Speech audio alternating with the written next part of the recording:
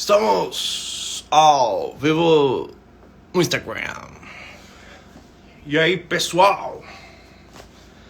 Sejam todos bem-vindos, bem-vindas. E aí, dona Carla? Dona Fernanda? Gabriela? Galera entrando aí? Como é que vocês estão? Bem-vindos, bem-vindos. Boa noite, dona Fernanda. E aí, o que vocês acharam do ambiente? Ficou legal agora, hein? Pra fazer live. Fiquei chique agora, bicho. Tô subindo o padrão agora. Agora a gente vai elevar o padrão. Agora a gente vai fazer umas coisas mais elaboradas. Vamos fazer algumas coisas mais caprichadas pra vocês, né? Vamos subir um pouco mais o nível. E aí, galera? Beleza, beleza? Como é que vocês estão? Esperando aqui nosso... Ficou bom, né, dona Fernanda? Ficou legal, ficou legal. Então tá bom. E aí, Isa, Karine? Estamos esperando aqui nosso querido amigo Doutor Eduardo. Cadê ele? Deixa eu tentar chamar ele aqui, peraí.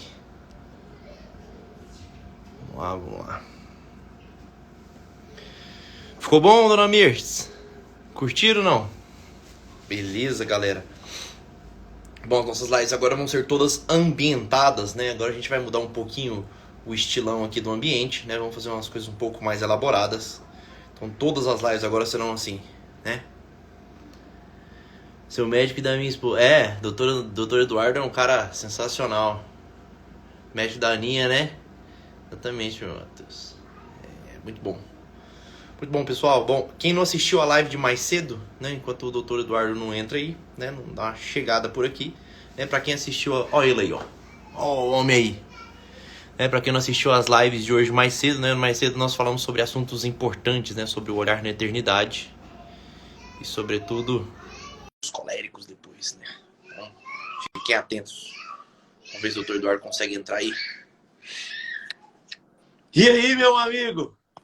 Jorge, tudo bom? Fala, monstro! Prazer estar aqui com você falando nessa live. Demorou, né? Pra gente marcar, pra gente combinar, pra dar certo. Teve um Covid no meio do caminho também. É verdade. O Covid deu uma atrapalhada, deu uma desandada nas coisas, né? Sim, não. Aqui em casa foi em janeiro. Pra quem não sabe, né? Em janeiro a gente pegou, todo mundo aqui pegou o Covid. E aí ficou uma situação chata, né? Foi bem complicado a família. Mas, graças a Deus, todo mundo tá bem, né? E aí podemos fazer a nossa live tranquilos. E seja uma primeira de várias, né? Se Deus quiser. Primeira de muitas, né, meu amigo? Primeira de muitas, exatamente. Tava comentando isso, né? A gente tem essa proximidade, mas até então a gente nunca conseguiu, né? Fazer alguma coisa. Vamos organizar um projeto maior aí, né? De fazer uma sequência de lives aí. Às vezes a galera tá precisando. Bom, para quem não sabe, né, o Dr. Eduardo ele é gineco-obstetra, né? Inclusive é o médico da minha esposa hoje. E é um médico católico, um médico muito diferenciado, né? Um cara muito bom. E aí eu queria falar contigo, meu amigo, hoje, né? Sobre alguns temas fundamentais aqui, né? Alguns temas importantíssimos que a galera tem muita dúvida, né? Inclusive eu abri uma caixinha hoje sobre ter filhos ali, né? Sobre a abertura à vida e, nossa senhora, mas tanta coisa que a gente vê, né? Tanta coisa que a gente vê. Principalmente no consultório, né? Tanto que eu já, ao longo desses... Enfim, eu formei em 2009, na ginecologia entrei já na residência em 2010, então desde 2010, 10 anos escutando muitas histórias e muitos medos. Então, você, principalmente, está ajudando as mulheres, porque a cultura que a gente está, né? que a gente está inserido, atrapalha demais essa abertura à vida, esse medo que as mulheres têm. Muitas vezes eu via no consultório mulheres se permitindo passar pelo risco de algum câncer, alguma trombose, alguma coisa grave que os anticoncepcionais podem causar, porque elas tinham um pânico de filhos, né? Então, realmente é uma situação muito difícil hoje que, felizmente, temos pessoas para ajudar a tentar tirar essa... Tipo, ela sair de onde ela está, né? Porque, por exemplo, você, nas suas lives, com certeza você já tem o Pods Woman, né? Para ajudar, principalmente, ela a entender que o papel dela, infelizmente, é cultural. É difícil eu, como ginecologista, colocar isso na cabeça delas. O que eu faço, na verdade, em relação à abertura à vida, é só explicar os malefícios anticoncepcionais, a beleza do método natural, que realmente muitas vezes vai ser usado para quem precisa, né? E é isso aí a gente fala mais na frente. Boa. Esse aí que você falou sobre a questão do medo é interessante, né? Porque algumas pessoas me perguntaram, assim, até dando um testemunho, né? Eu, como um médico, né? Ou seja, como um médico, de certa forma, tenho um certo entendimento sobre o assunto, né? Querendo ou não, ter um certo entendimento. Eu fiz o primeiro parto da minha esposa, né? Quem fez fui eu. Né? Apesar de eu estar sendo auxiliado por um obstetra, né? O primeiro parto, a primeira cesariana dela, fui eu quem fez. Então, assim, de alguma maneira a gente tem algum conhecimento, tem alguma coisa. Né? E depois do terceiro filho, né, eu basicamente fui convencido de que eu não poderia mais, que a Thaís não poderia mais engravidar, que seria um altíssimo risco, né?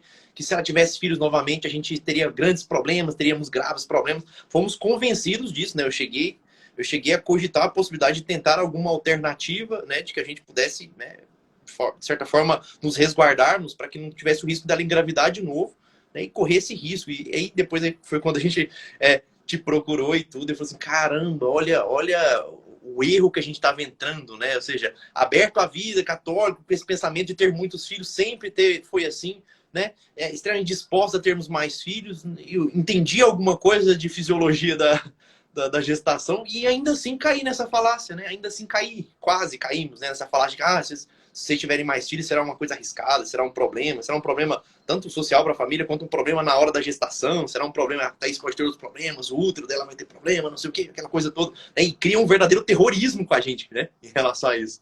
Não, e porque o problema é que você não encontra vozes diferentes. Você encontra uma voz aqui, né, que fala, que eu falo, assim, uma voz ali, mas assim, é a maioria dos ginecologistas, dos obstetras que ela vai passar, com certeza vai ter o mesmo discurso. A gente aprende na residência a ter esse discurso, a passar o medo para a paciente, a ter realmente um pré-julgamento e querer ser o Deus de dizer, não, você não pode ter mais filhos, isso aí tá fora da casinha, né? Por exemplo, o que a gente mesmo, até a gente viveu, a minha esposa e eu, perceber tanto que a sociedade julga, o obstetra julga, tanto quando no número de filhos. Eu lembro que a gente foi passear na casa da minha irmã mora em Niterói, e a gente foi com os três, por enquanto a gente tem três, né? E a gente foi com os três. Só que para passear na pracinha, a gente foi só com a bebezinha. E todo mundo olhando, bonito pra gente, olha o casal novo passeando com o bebê. Mas quando estavam nós três, eu, a minha esposa e eu, com os três filhos, todo mundo olhava torto. Falei, como assim esse casal vai ter três filhos nesse mundo de hoje? Então, quer dizer, o obstetra que está atendendo também julga dessa forma. Tipo assim, que absurdo, né? Dois já tá bom. Três, tá bom, né? Beleza, você quer três, tudo bem, é aceitável, né? De repente teve duas meninas, vai tentar um menino, enfim, o que eles pensam? Agora, principalmente quando vai fazer cesariana, quando são três cesarianas, nossa, aí realmente vai tocar horrores. Falou, olha, você tem risco de rotura, você tem risco de repente perder seu útero, de morrer, deixar seu filho, enfim, é uma falácia, infelizmente. É uma falácia. Isso aí que você falou é engraçado, né? A gente sempre escuta essas perguntas, né? Hoje eu tava comentando até com a Jéssica. A Jéssica tem quatro, né? Então, eu tava conversando com ela sobre essa questão. Ela mandou uma caixinha lá, eu tava até tirando onda. As perguntas que a gente escuta, né? Quem é aberto à vida, quem tem mais de três filhos, de três para cima, né? As perguntas sempre são as mesmas, né? Foi tudo planejado, né? É tudo da mesma mulher. É sempre assim, as perguntas bem capciosas, bem inteligentes, na verdade, né? Mas é lógico, né?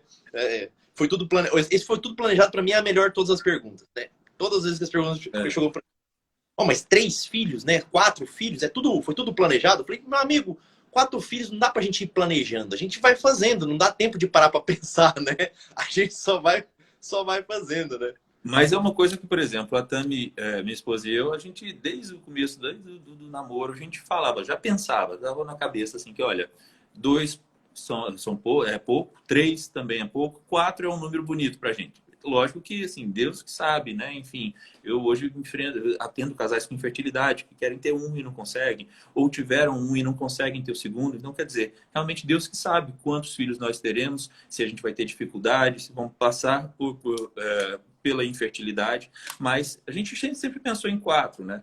E eu lembro que eu estava atendendo uma paciente no começo, quando eu tinha terminado a ginecologia, e ela tinha quatro, mas ela foi meio que obrigada a fazer a laqueadura pela família, né? Porque tinham quatro, Deus me livre, né? O paciente não era Tá, baixa renda, enfim, aí que não pode mesmo, né? Fizeram a laqueadura. E ela me procurou justamente para pensar, para perguntar se teria como reverter a laqueadura. Ela com 4 filhos. E eu falei assim, olha, você casou novamente? O que aconteceu? Ela falou assim, não é porque o meu sonho era ter 5 filhos, eu não queria ter parado com 4 filhos, me obrigaram a isso. Quer dizer, a gente não pode nem pensar em ter uma família diferente do comercial de margarina, né? Daquele casalzinho bonitinho, né? E, infelizmente, a gente é até mesmo quase agredido quando a gente fala, não, o que é isso? 4 filhos? Vocês estão loucos. Então é isso que acontece com todo mundo, mesmo com um médico, com uma advogada, que tem condições de criar, né? Mas acho um absurdo. A pressão, né? Eu lembro que no especial de Natal da Brasil Paralelo, eu lembro de uma frase do Ícaro que me marcou muito, né? Ele falou, teve uma hora lá que ele falou assim, quando foi que a gente começou a achar que 3 filhos era muito, né? Quando foi que a gente de fato mudou esse padrão? Que algo aconteceu, os nossos pais não, mas a geração que veio 2 gerações acima, né, a geração dos nossos avós, tinham pelo menos 4 filhos, 5 filhos, era relativamente comum, né?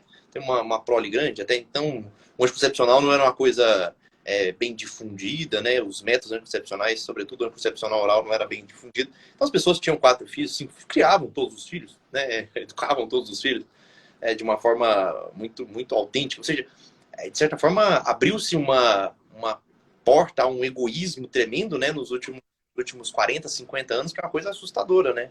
E aí, de repente, ter filhos se tornou um absurdo. Eu falo essa questão do egoísmo porque, assim, o problema não é só simplesmente as pessoas resolverem deixar de ter muitos filhos, né? Eu acho que cada um, né?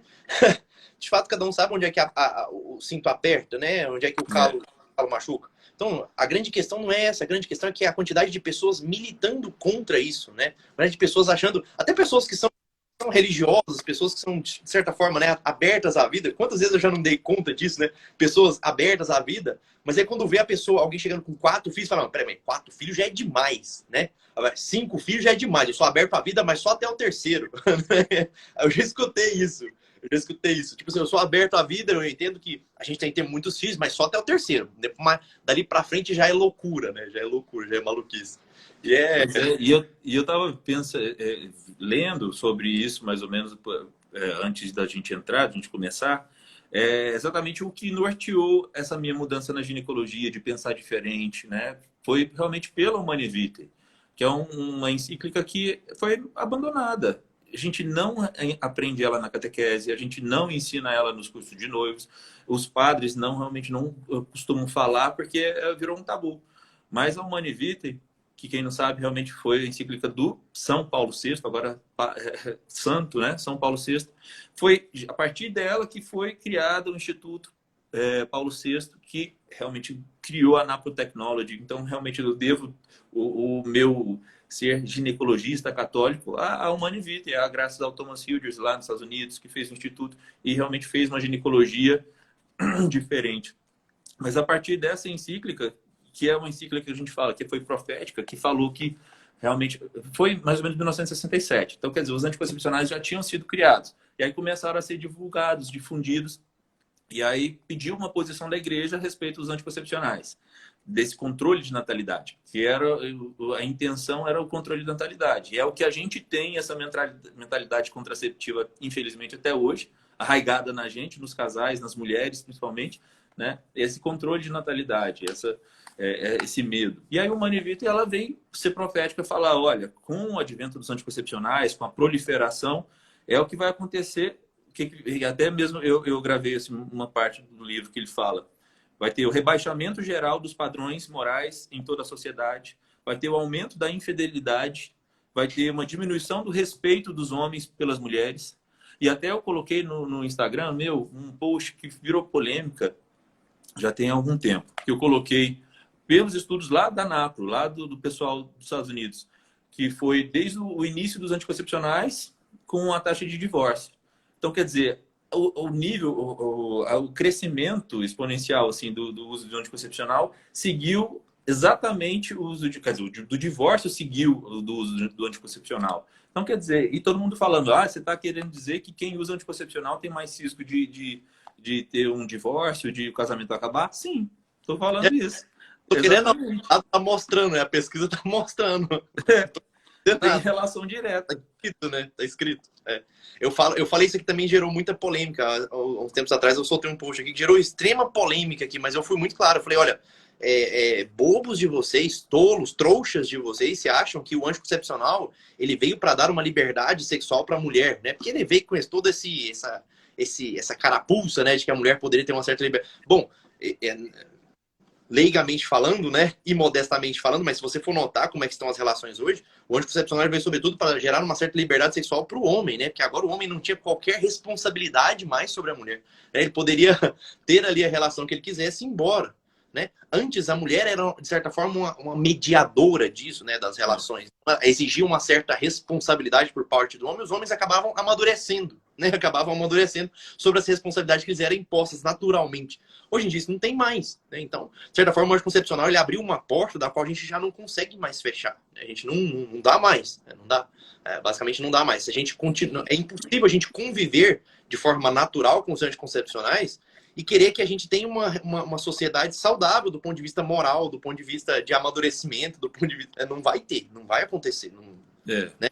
E é exatamente por isso que eu vejo a necessidade, por exemplo, que hoje em dia eu trabalho com casais que usaram anticoncepcional por 10, as mulheres, né, que usaram anticoncepcional por 10, 15 anos, por ovário policístico, mas aí aproveitaram ou por outros motivos, ou mesmo para contracepção.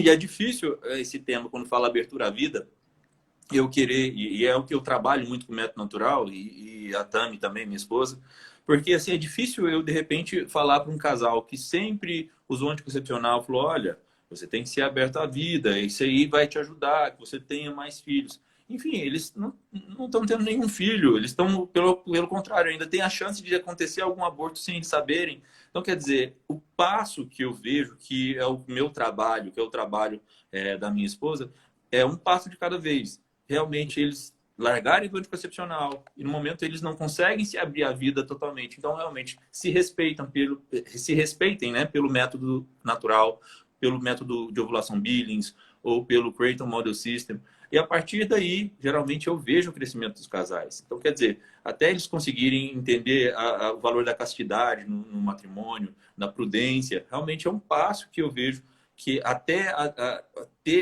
não vê necessidade de fazer o método, mas é o caminho. É verdade. Boa parte das neuroses que eu vejo hoje, né, nos relacionamentos, e eu trato fundamentalmente com relacionamentos, é o que eu mais vejo no consultório, né? E a grande parte das neuroses, ela vem sobretudo de um egoísmo que existe ali dentro da relação, né? E esse egoísmo, ele nasce de uma forma muito clara, né? A relação sexual ela tem por objetivo a união e a procriação, né? Se você anula uma dessas duas naturezas, né? Se ele não é unitivo e procriativo, se você anula, seja uma ou seja outra, né? Tem gente que é ultra religioso e anula basicamente essa dimensão unitiva, né? O sexo, se ele não for só para procriar, ele não serve, né? Então, é como se tentasse deixar o sexo como uma coisa ruim, como uma coisa malvada, né? Uma coisa, né? Infelizmente, tem algumas religiões que pregam isso, né? E isso é horrível, né? Ou seja, acaba, destrói com a relação sexual e invariavelmente vai destruir com o casamento também. Ou o contrário, né? Acha que somente a dimensão unitiva, né? Que é a relação criar essa intimidade no casal, mas não tem a dimensão procriativa, né? Então, se não tem essas duas dimensões, os casais começam a entrar em verdadeira paranoia, em verdadeira neurose, né? Começam a se tornar altamente egoístas, né? Tanto o homem quanto a mulher começam a se tornar profundamente egoístas. Isso não para, né? Isso invariavelmente vai desembocar num divórcio ali mais tarde, né? Eu vejo isso diversas e diversas vezes no consultório. É impressionante o tanto que isso cresce rápido. E assim, como o meu tema principalmente está atrelado a essas questões, assim, eu falo assim, não seja só essa live, porque são pacientes que têm medo, elas precisam passar por essa transformação, por essa mudança de mentalidade a partir da sua ajuda, né? Eu estou lá para uma opção saudável, uma opção moralmente lícita, né? Eu estou lá. Mas essa mudança de cabeça, de paradigma, de pensamento, realmente é mais com você. Daí a gente tá aqui para isso. É isso mesmo. Meu. Deixa eu te falar um negócio. Fala uma verdade para mim, né? Anticoncepcional é abortivo. Eu falo assim que ele tem a potência de ser, né? Então ele tem a potencialidade, né? Então realmente ele não é feito para isso. Ele foi feito para geralmente para teoricamente bloquear a ovulação. Só que aí, muitas vezes, o que acontece? Na história eu conto. No começo, foi criado os primeiros anticoncepcionais com uma dose muito alta. E começou a gerar efeitos colaterais ruins, a causar câncer de mama, trombose, AVC, infarto, tumores. Então, realmente, eles começaram a diminuir a dose. Só que a dose hoje que é aceitável, que é mais confiável, que é o limite do etilenoestradiol, por exemplo, do 35, que a gente vê de 35, selênio e tudo, ele não consegue bloquear em todas as vezes a ovulação. Então, é muito comum a gente no ultrassom e ver que a mulher ela está ovulando, mesmo usando anticoncepcional. E aí a gente até pergunta, fala, olha, você estava usando direitinho? Não, eu estou usando direitinho, não esqueci nenhum dia. E a gente percebe que tem sinais de ovulação. Tem um folículo dominante que está crescendo, que às vezes até a gente vê o corpo lúteo. Isso é muito comum, né? Até hoje, quando é utilizado uma dose mais baixa, ou bioidêntico, tipo Clyra, outros que várias pessoas usam, a gente percebe que ela está ovulando. Se ela ovulou, há risco de, tendo relação nesse dia da ovulação, acontecer uma gravidez, uma fecundação. O problema é que, quando se associa, geralmente hoje, né, se associa a progesterona ao estrogênio. A progesterona afina o endométrio. Então, quer dizer, o embrião formado não vai conseguir implantar. E aí ele vai ser eliminado, sem ter atraso, sem ter alteração de padrão menstrual. Muitas vezes vai ser eliminado. Então, quer dizer, pode acontecer algum aborto sem a pessoa saber. Quantos vão acontecer? Não sei. Ninguém dá para quantificar. Mas pela potencialidade a gente fala, né, que é bom que saiba que pode acontecer.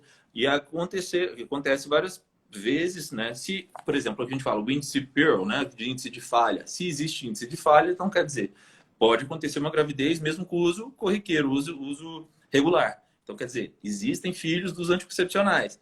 Mas os que vingaram, os que conseguiram crescer e nasceram, é uma quantidade muito menor comparado àqueles que foram abortados. Mas ninguém fez estudo para saber.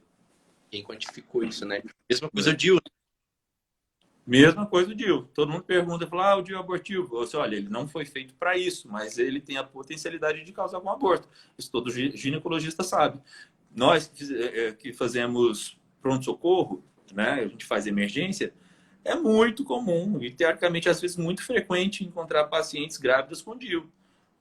Todo mundo conhece a história de alguém que engravidou com DIU e esse bebê nasceu e tal. Não, os que engravidaram, evoluíram e nasceram, realmente é uma parte. Agora, uma parte muito maior foi aqueles que foram abortados. É muito comum a gente encontrar pacientes em tratamento por conta do DIU.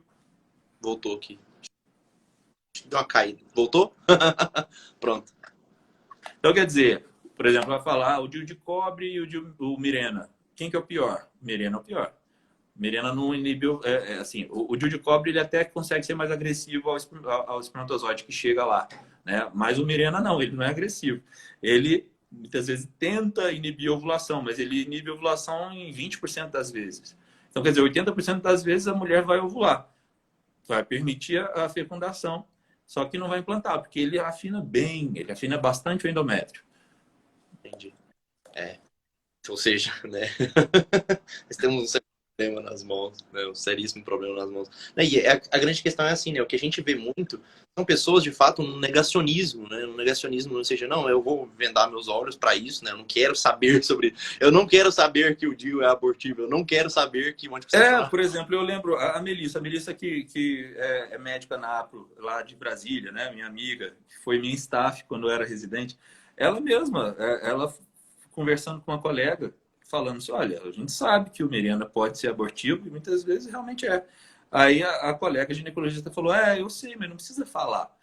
Falou, olha, então quer dizer, todo ginecologista sabe que pode acontecer, mas assim? ninguém fala. Terrível, terrível. Agora, deixa eu te perguntar um assunto polêmico, vai. Vamos elevar o nível da polêmica.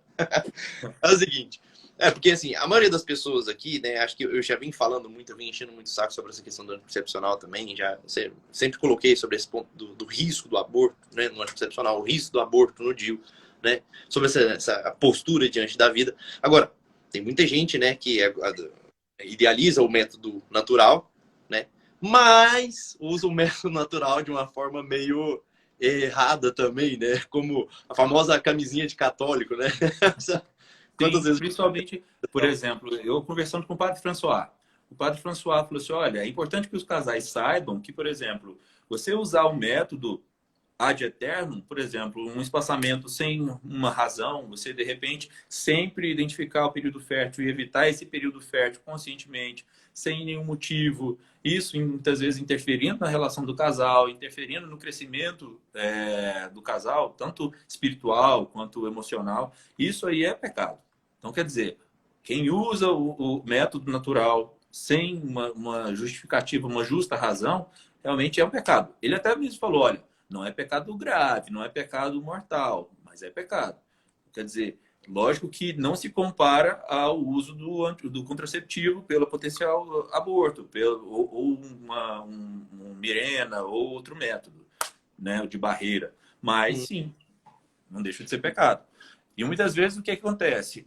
Esse passo depende da fé, depende do crescimento espiritual do casal. Eu digo que, por exemplo, eles estão lá no fosso, né, do castelo, estão longe, mas eles precisam sair do pecado mortal, eles precisam deixar de ter de usar um Mirena, fazer coito interrompido, outras coisas. Aí eles partem para o método natural. Então, quer dizer, um passo a mais. Mas desse método natural precisa ter noção de como utilizá-lo. Não é simplesmente como a camisinha católica, né? O método não foi feito para isso. E hoje eu tenho uma dificuldade até mesmo de orientar algumas pacientes a necessidade que eu preciso. Porque, assim, o método, tanto Billings quanto Creighton, ele não foi feito para evitar uma gestação. Ele existe para 3 finalidades. Ele existe para auxiliar os casais a se conhecer, principalmente a mulher se conhecer melhor, e a partir desse conhecimento ela pode detectar doenças, ela pode detectar alterações do ciclo dela, que pode já predizer algum problema que pode ser previamente tratado no momento certo. Tem uma colega aqui que ela, percebendo no ciclo, identificou um câncer inicial de ovário. Então, quer dizer, a partir da alteração do ciclo, o ciclo vai mostrar para a mulher o que é normal ou não. Então, a partir de uma alteração, ela vai falar, olha, algum hormônio não está normal. De repente, começa a ter sangramento. Esse sangramento pode sugerir uma hiperplasia do endométrio. Então, quer dizer, é importante que ela faça para se conhecer. Mas ele também pode ser utilizado para facilitar casais com dificuldade para engravidar, porque você ter relação no dia fértil, claro que vai aumentar muito a chance de engravidar. E aos casais com uma justa razão, tem a necessidade, é lógico, de acompanhamento de um diretor espiritual para saber se realmente tem justa razão para evitar uma gestação, sim, eles vão evitar por um tempo. Até talvez uma situação financeira, de saúde, enfim. Aí essas questões eu nem entro. Eu falo, olha, realmente, quando eu pergunto na caixinha, eu falo assim, olha, quais são os motivos justos e tudo? Não, quem tem que dizer não sou eu. É o diretor que você vai procurar.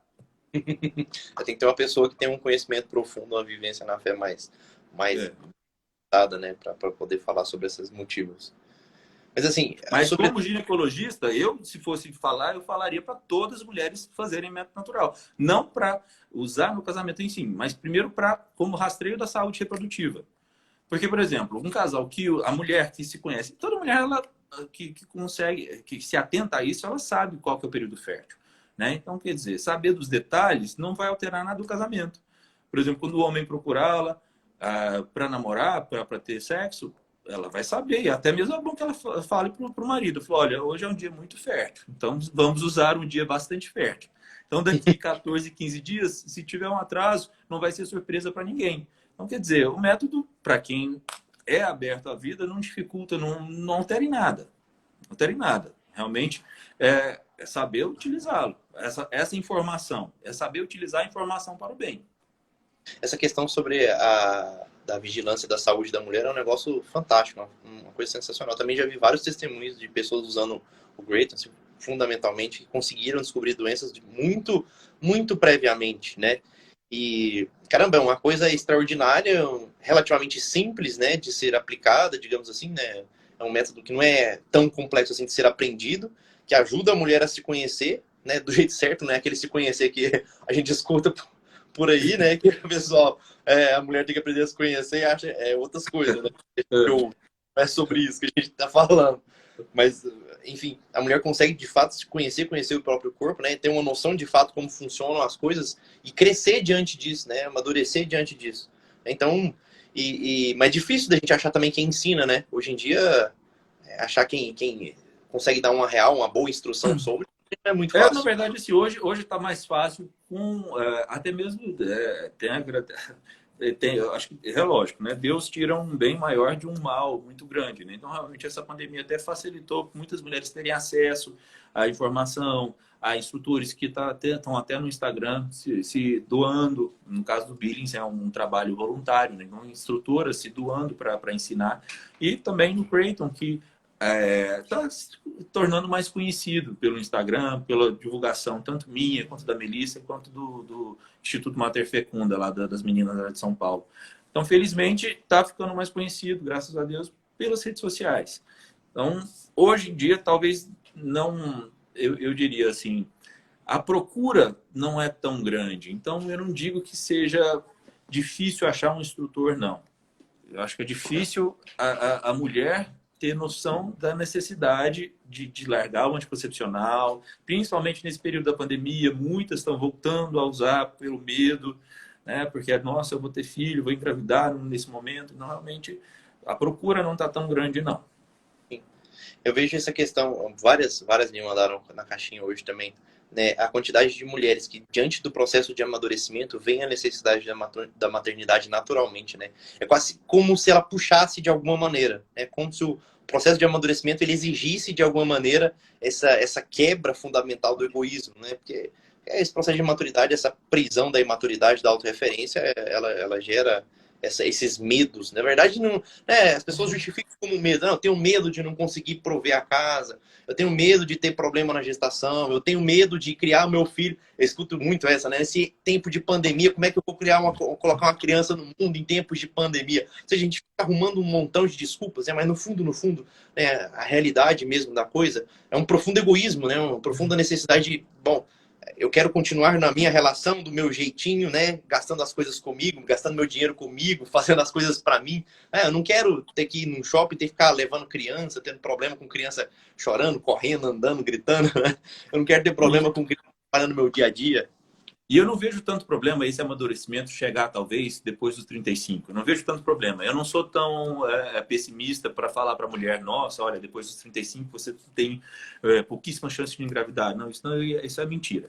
Mas o que acontece? O meu medo é, de repente, esse amadurecimento, quando ela chegar, ela perceber que ela usou 20 anos da vida dela anticoncepcional, sem ter noção da gravidade que isso pode estar causando. E isso acontece comigo nas pacientes, algumas chegam, porque usaram 20 anos do anticoncepcional, de repente agora resolveram engravidar, se abriram, né, a maternidade, a vida, e aí descobriram que elas não conseguem engravidar porque estão numa menopausa precoce, que já talvez já estaria sendo anunciada, porque muitas não sabem, até mesmo eu já fiz um post falando isso, o anticoncepcional ele não facilita, tipo assim, muitos têm um mito, né? Ah, se você está usando anticoncepcional, está deixando o seu ovário quieto, que ele está sendo preservado. Pelo contrário, o anticoncepcional ele está diminuindo o volume ovariano, ele está diminuindo o hormônio antimileriano, ele está diminuindo os folículos, então quer dizer, ele está prejudicando a fertilidade. Então, muitas pacientes, até mesmo antes de usar, deveriam avaliar se tem casos na família de menopausa precoce, que realmente seria uma contraindicação, ou mesmo saber se ela tem alguma alteração, porque isso aí pode gerar um problema no futuro. E eu já tenho, infelizmente, paciente que eu falo, olha, não posso fazer mais nada. Realmente é uma falência ovariana que não tem como retornar. E ela tinha 33 anos. Nossa, judiação. Essa é outra falácia, né? Você falou dos 33 anos, essa é outra falácia que eu escuto muito, né? Mas que a mulher que passou dos 30, dos 33, já não pode engravidar mais, porque é gravidez de altíssimo risco, né? Se engravidar, vai dar errado. Pois é, na prática eu não vejo isso. Eu tenho pacientes, né? E as minhas pacientes, quando chegam com 39, 40, 42, 45 anos, né? Tentando engravidar, elas ficam meio com medo, porque elas já passaram por tanto médico desestimulando, na verdade, contraindicando. Eu falo assim, olha, depende da sua saúde, né? Depende da sua saúde mental, psicológica, saúde física, depende da sua alimentação, da atividade física. Então, felizmente, eu vejo na prática o que eu tenho pacientes atualmente, realmente eu falo, até mesmo, estou fazendo pré-natal de uma paciente minha com 45 anos. O pré-natal está indo muito bem, o bebê está indo muito bem, está com 20 semanas de gestação. Então, quer dizer, foi naturalmente, né? Para quem não sabe, realmente eu faço esse trabalho de tratamento da infertilidade, mas todo natural, para o paciente conseguir engravidar naturalmente. Porque, lógico, é muito fácil, olha, procurar uma reprodução assistida, e eu já vi casos de mulher de 50 anos procurando. Mas não, estou falando é uma gravidez fisiológica, a gravidez dela, natural. Deixa eu te perguntar um negócio, experiência pessoal, né? Verdades que falam que depois do o primeiro é mais difícil, o segundo dá uma facilitada, o terceiro fica tranquilo as coisas, é verdade? Não. Fica mais fácil, mas entra na onda, né? A gente começa a perceber que é mais difícil ter um, é mais difícil ter dois, três fica mais fácil. E Três, quatro a gente muitas vezes tira de letra. Porque de repente eu penso, olha, se eu tiver dois, vou ter dois filhos únicos. Realmente com uma dificuldade para criar e eles, pelo menos quando chegou a terceira, eles são apaixonados por essa. E ainda pedem. Essa semana mesmo, meu filho, olha, papai, eu quero mais filhotes, filhotes de nós. Minha irmã teve o quarto agora, e aí falou, olha, a titia tem 4 filhotes, a gente precisa arranjar outro filhotinho pra gente. mais um. Aqui em casa à noite é sempre assim, né? As meninas deitam para rezar, né? E sempre falam, né? Pedem mais um bebê. Sempre, sempre. Toda noite elas deitam para rezar que Deus mande mais um bebê. Toda vez, né? A criança pede por isso, né? De certa forma, né? Como, vamos ser honestos, né? Quanto é triste, né? A gente vê uma criança criada sozinha, né? Criada sem irmãos, criada sem outras referências infantis próximas, né? É muito ruim. Os quatro eles se criam, é verdade, viu? Você tem quatro, eles se criam sozinhos. De fato é bem isso mesmo, né? Eu percebo muito isso, né? Que de fato eles se criam. Achei muito legal você falar sobre essa questão mais cedo, né? Sobre a questão do quanto os divórcios eles aumentam rapidamente. Teve várias pessoas, depois que eu coloquei um post aqui, que eu coloquei que sobretudo a crise da família, né? A crise moderna da família, ela está diretamente relacionada com a crise do matrimônio, né? A crise da família não é a crise do matrimônio. E a crise do matrimônio está necessariamente atrelada a essa necessidade que o ser humano criou, né, e gerou na cabeça dele mesmo, de que ele não pode ter filhos, né, que ele precisa aproveitar a vida, que ele precisa aproveitar o casamento. Eu vou casar, depois eu aproveito um pouco a vida, a gente viaja, a gente vai construir algo, a gente cria um patrimônio e depois a gente pensa em ter filhos, né? E é exatamente isso que tem criado, né, homens e mulheres extremamente travados, né, homens medrosos, homens completamente medrosos. A dignidade do homem, ela vem, né, com a responsabilidade. Se você casa sem essa necessidade, necessidade não, sobre essa abertura, né, não é nem de fato a necessidade, mas a possibilidade de ser pai, né, se você tem uma relação sem essa possibilidade de ser pai, você não consegue enxergar de fato essa responsabilidade. Isso vai tirando a força do homem, vai tirando a dignidade do homem, vai amputando ele de sua natureza mesma, né, da sua natureza simbólica. Ele fica fraco, ele fica frágil, ele fica medroso, né, ele fica um homem que não consegue defender a sua casa, um homem que não consegue prover a sua casa. Né? Ah, Jorge, mas eu fico preocupado, né? Porque se eu tiver outro filho, eu não vou. Eu estou desempregado agora, se eu tiver outro filho.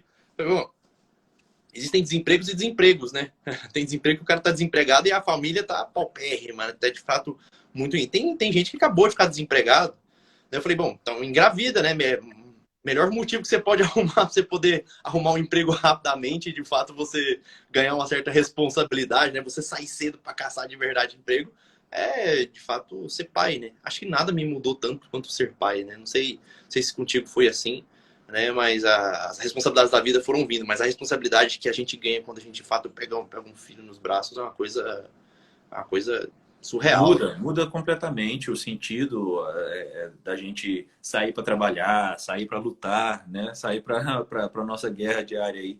E isso aí faz toda a diferença. A gente sai do egoísmo, a gente chega em casa cansado, fala, olha, não me dá o direito de deitar, né? Quando você tem mais que 3, 4 filhos, você não se dá o direito de deitar e dormir, relaxar, não. Porque chegar em casa é papai, papai, papai. Eu falei, graças a Deus tem isso, papai, papai, papai. Porque realmente eles querem minha presença e eu quero a presença deles. Então, quer dizer, a gente sai totalmente do local confortável que a gente criou pra gente, né? Isso aí é uma coisa que, como fala, uma ideia mentirosa, que o casal vai ser feliz, né? Não vamos conseguir tudo que a gente quer primeiro, como você falou. Isso aí não dá certo. Não Não dá dá, certo. de fato, não dá certo, né? Deixa eu falar um negócio.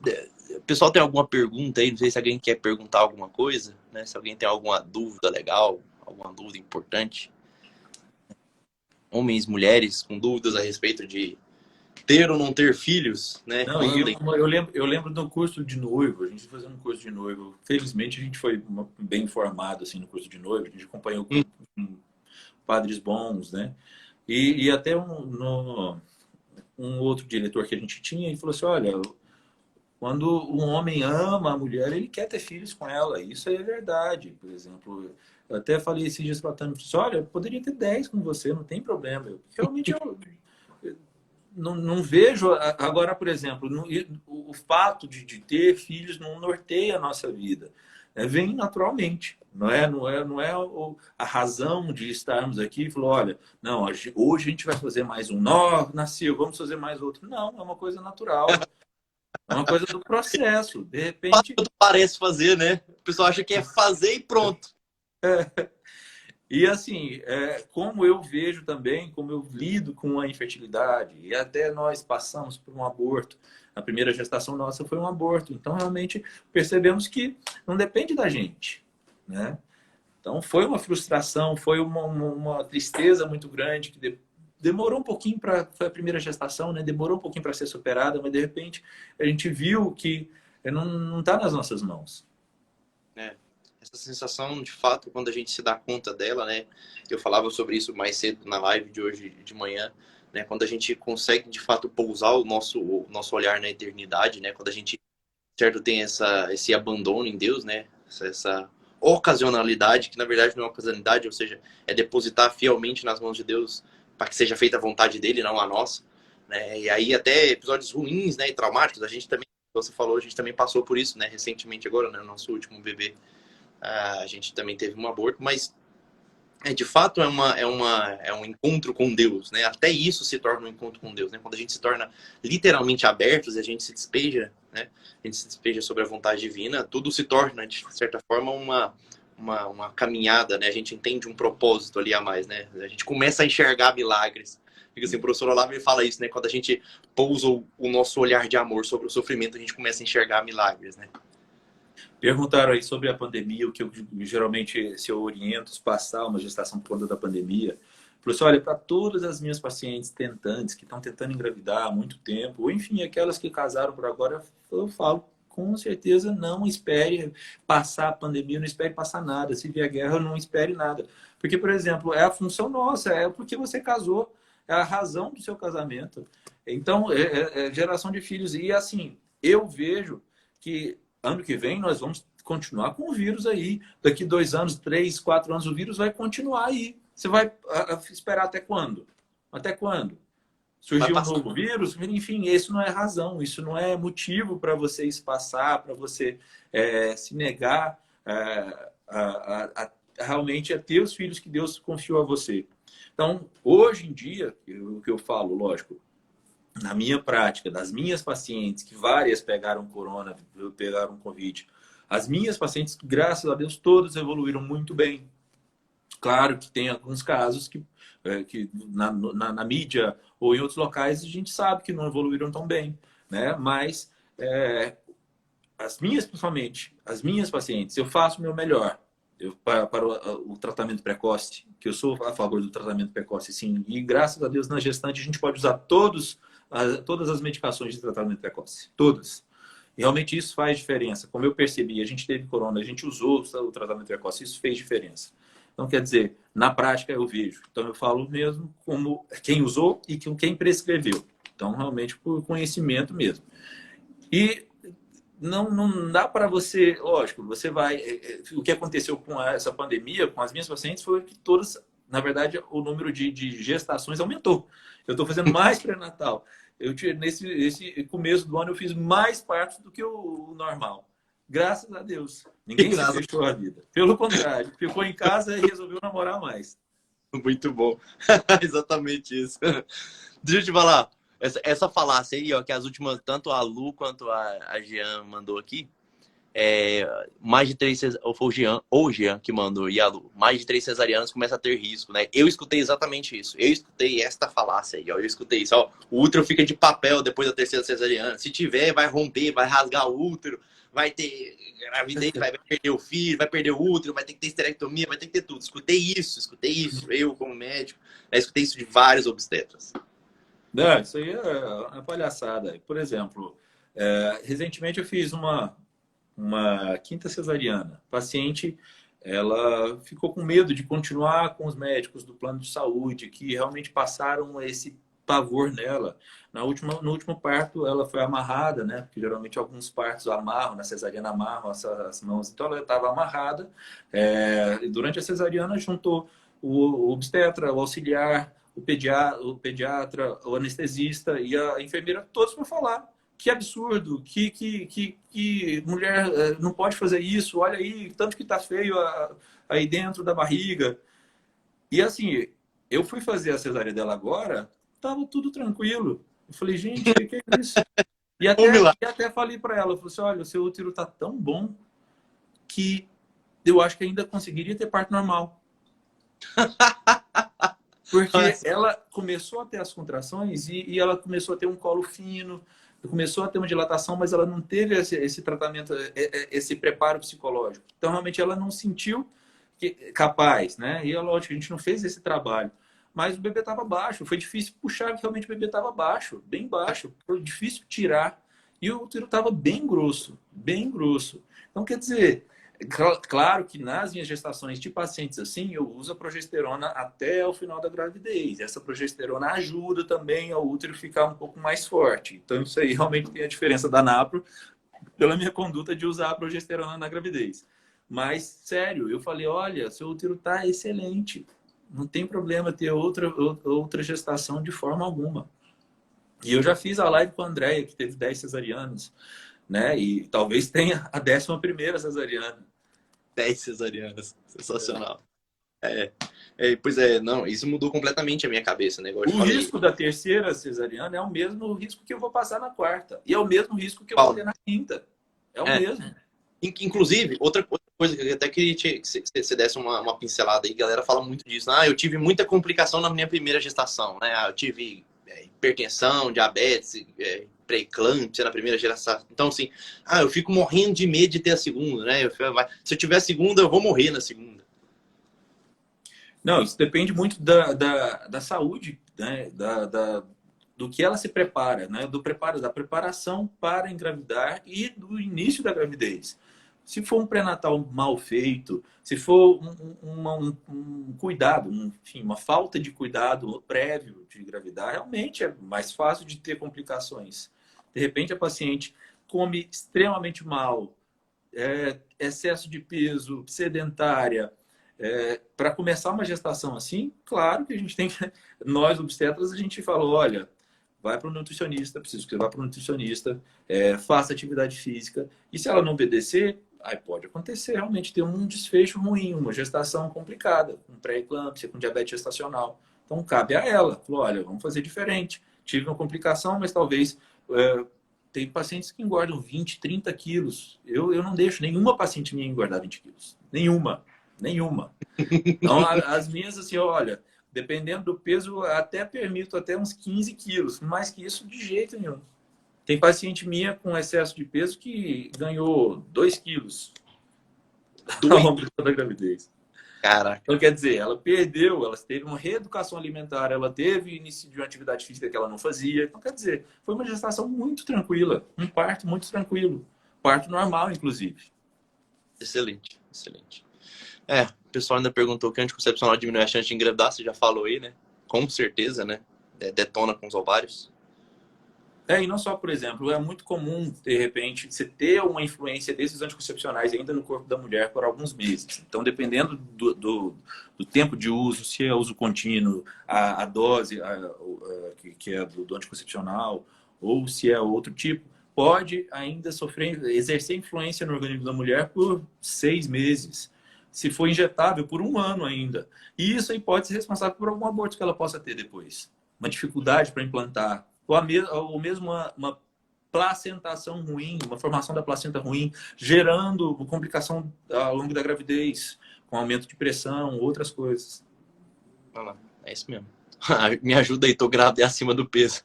Vai ter que consultar com ele. Na verdade, vai ter que consultar com o nutricionista. É, não é O nem contigo, nutricionista né? para acompanhar Já dá direitinho. porrada. Muito bom. Cuidar da saúde é essencial. Ah, tem grávida que come por dois. Ah, sempre escutei isso. Não, pode comer só por você mesmo. E o parto normal? Sim, é o melhor. Eu indico. Paciente tem que ter uma visão diferente, tem que ter, mesmo assim, o que acontece? Muitas vezes, lá aqui em casa mesmo, a Tami, a minha esposa, a mãe dela teve 4 filhos, 4 cesarianas. As irmãs tiveram só cesariana. Cunhada, só cesariana. De repente, ela vem querendo parto normal, né? Ela engatou na minha, falou assim, olha, vamos tentar parto normal. Nossa, ela falou, o que é isso? Isso é coisa de índio. Não é possível que você está querendo isso. Eu falei, gente, isso é coisa de gente. Isso é coisa de gente. E olha que a gente tem essa visão errada aqui no Brasil, porque na Europa, nos Estados Unidos, não tem essa de você escolher cesariana, não.